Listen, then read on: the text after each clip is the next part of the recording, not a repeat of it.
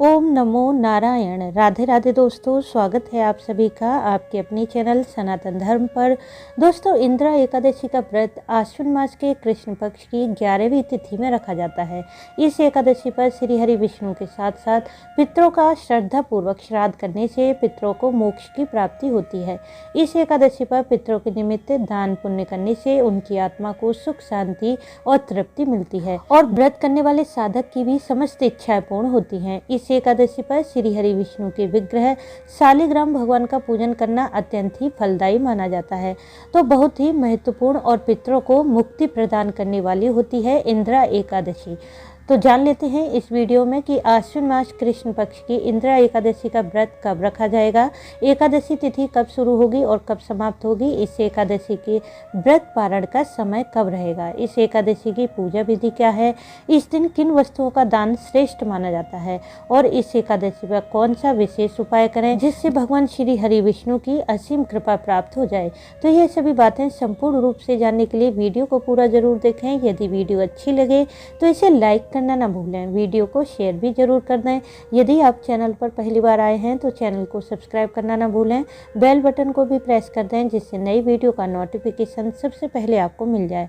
दोस्तों, सबसे पहले जान लेते हैं कि साल 2023 में आश्विन मास कृष्ण पक्ष की इंदिरा एकादशी का व्रत कब रखा जाएगा। एकादशी तिथि शुरू हो जाएगी 9 अक्टूबर को सोमवार दोपहर 12:36 पर और समाप्त होगी 10 अक्टूबर मंगलवार दोपहर 3:08 पर। 10 अक्टूबर की उदया तिथि में एकादशी तिथि होने के कारण इंदिरा एकादशी का व्रत 10 अक्टूबर को धारण किया जाएगा। इंदिरा एकादशी के दिन भगवान विष्णु के पूजन का शुभ समय रहेगा 10 अक्टूबर की सुबह 9:14 से दोपहर 12:09 तक। इंदिरा एकादशी के व्रत पारण का शुभ मुहूर्त रहेगा 11 अक्टूबर सुबह 6:55 से सुबह 8:14 तक। क्योंकि एकादशी के व्रत का पारण द्वादशी तिथि के समाप्त होने से पहले किया जाता है, इसलिए द्वादशी तिथि समाप्त होगी 11 अक्टूबर की शाम 5:31 पर। द्वादशी तिथि के समाप्त होने से पहले ही अपने एकादशी के व्रत का पारण कर लें। दोस्तों, क्योंकि यह एकादशी पितृपक्ष में आती है, इसलिए इंदिरा एकादशी का व्रत श्रद्धा भाव से धारण करके इसका पुण्य फल पितरों को समर्पित करने से हमारे पितरों पूर्वजों को सद्गति मिल जाती है। यदि किसी भी प्रकार से उनकी आत्मा कष्ट में है, वे नरक की यातनाएं झेल रहे हैं, तो इस एकादशी के पुण्य प्रभाव से उन्हें तत्काल कष्टों से मुक्ति मिलती है, उनका उद्धार हो जाता है। और जब हमारे पितृ कष्टों से मुक्त हो जाते हैं तो हमें भी सुख समृद्धि का आशीर्वाद देते हैं और घर का पितृदोष भी समाप्त हो जाता है। इसलिए इस एकादशी का व्रत हमें हमारे पूर्वज के निमित्त अवश्य धारण करना चाहिए। तो चलिए जान लेते हैं इंदिरा एकादशी पर किन नियमों का पालन करते हुए व्रत करें। एकादशी व्रत के नियमों का 3 दिनों तक पालन किया जाता है, दशमी, एकादशी और द्वादशी तिथि में। दशमी तिथि में किसी भी प्रकार के तामसिक वस्तुओं का सेवन नहीं करना चाहिए। प्याज, लहसुन, मसूर की दाल, बैगन, टमाटर, साग, मूली इत्यादि आप ना खाएं। मांस मदिरा का सेवन भी बिल्कुल भी ना करें। दशमी तिथि से ही आपको शुद्धता और सात्विकता का ध्यान रखना चाहिए। दशमी में सूर्यास्त के बाद भोजन नहीं करें।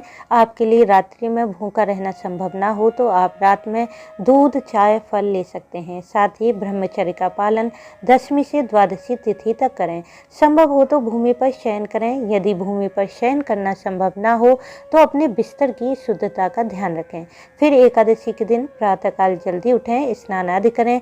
स्नान के जल में थोड़ा सा गंगा जल जरूर मिला लें, क्योंकि गंगा जल से स्नान करने से समस्त पापों का नाश होता है। फिर इसके बाद सूर्यदेव को अर्घ्य दें। तत्पश्चात अपने व्रत का संकल्प करें। सबसे पहले शुद्ध घी का दिया प्रज्वलित करें और दाहिने हाथ में जल पुष्प लेकर व्रत का संकल्प करें। संकल्प में बोलें कि हे श्री हरि, यह व्रत मैं अपने पूर्वजों की आत्म शांति के लिए कर रहा हूँ या कर रही हूँ, तो उन्हें आत्म शांति मिले और यह व्रत निर्विघ्न पूरा हो। साथ ही अपने मन की कामना बोल दें। इसके बाद यह संकल्प भगवान श्री हरि के चरणों में छोड़ दें। इसके बाद श्री हरि के विग्रह स्वरूप भगवान शालिग्राम का पूजन करें। यदि आपके पास शालिग्राम भगवान का विग्रह नहीं है तो आप श्री हरि के किसी भी विग्रह स्वरूप का पूजन कर सकते हैं। आपके पास श्री कृष्ण जी का विग्रह है तो आप उनका भी पूजन कर सकते हैं। सबसे पहले पंचामृत द्वारा उनका अभिषेक करें। दूध, दही, घी, शक्कर शहद द्वारा। यदि पंचामृत उपलब्ध ना हो तो कच्चे दूध या गंगा जल से भी अभिषेक कर सकते हैं। इसके बाद शुद्ध जल अर्पित करें। फिर पीले पुष्प, पीला चंदन, रोली, हल्दी, धूप दीप, तुलसी पत्र, फल, मिठाई नैवेद्य द्वारा विधि पूर्वक पूजन करें। क्योंकि यह पितृपक्ष की एकादशी है, इसलिए इस एकादशी पर श्रीमद् भगवद गीता के 7वें अध्याय का पाठ करना बहुत ही श्रेष्ठ रहता है और श्री हरि के मंत्रों का जाप करें। मंत्र है ओम नमो भगवते वासुदेवाय। पूजा के अंत में आरती करें और पूजा में हुई गलतियों की श्री हरि से क्षमा प्रार्थना कर लें। अब पूरा दिन आप एकादशी व्रत करें। यदि आप चाहें तो यह व्रत निर्जल या फलाहार करके कर सकते हैं। जैसी आपकी शरीर की सामर्थ्य हो उस हिसाब से आप यह व्रत कर सकते हैं। यदि आप फल ग्रहण करते हैं तो कोशिश करें कि इस दिन किसी भूखे व्यक्ति को, किसी गरीब को फलों का दान करें, या फिर जो भोजन आपके घर में बना है वह भोजन भी खिला सकते हैं, या फिर मंदिर में फलों का दान करें। भोजन की कच्ची सामग्री का भी दान कर सकते हैं। इस दान के द्वारा आपके पितृ और भगवान श्री हरि दोनों की अपार कृपा मिलेगी। इस प्रकार व्रत करते हुए शाम के समय एक बार फिर श्री हरि का पूजन करें। रात्रि में कुछ देर के लिए रात्रि जागरण करें। शास्त्रों के अनुसार एकादशी की रात्रि में अखंड दीप प्रज्वलित करके रात्रि जागरण किया जाता है तो मनुष्य के सभी प्रकार के पाप तत्काल ही नष्ट हो जाते हैं और जो भी कामना होती है वह शीघ्र ही पूरी होती है। रात के समय श्री हरि का भजन कीर्तन करते हुए विष्णु सहस्त्र नाम का पाठ करने से अनंत गुना फल की प्राप्ति होती है। या फिर आपकी कामना कितनी भी दुर्लभ हो, नारायण की कृपा से वह अवश्य पूरी होती है। इंद्रा एकादशी पर यदि आप किसी कारणवश व्रत नहीं भी कर पाते हैं तो इस एकादशी के नियमों का पालन करें। श्री हरि का पूजन जरूर करें और इस एकादशी पर अपने पितरों के उद्धार के लिए तुलसी का पौधा किसी मंदिर में या किसी सार्वजनिक जगह पर लगा सकते हैं।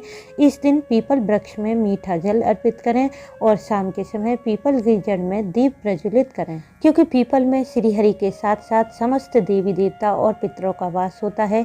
इसलिए दीप प्रज्वलित करने से आपके पितरों को प्रसन्नता मिलेगी और उन्हें मोक्ष की प्राप्ति होगी। इस प्रकार इंद्रा एकादशी का व्रत धारण करते हुए अगले दिन द्वादशी तिथि में स्नान आदि करके श्री हरि का पूजन करें। फिर द्वादशी तिथि पर किसी ब्राह्मण को भोजन जरूर कराएं। उन्हें अपनी सामर्थ्य के अनुसार दान दक्षिणा दें। तत्पश्चात द्वादशी तिथि के समाप्त होने से पहले अपने व्रत का पारण शुभ मुहूर्त देखकर कर लें।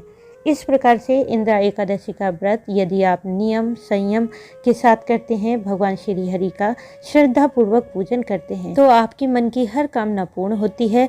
साथ ही आपके पितरों को भी मोक्ष मिलता है और मृत्यु उपरांत साधक को भी भगवान श्री हरि का सानिध्य प्राप्त होता है।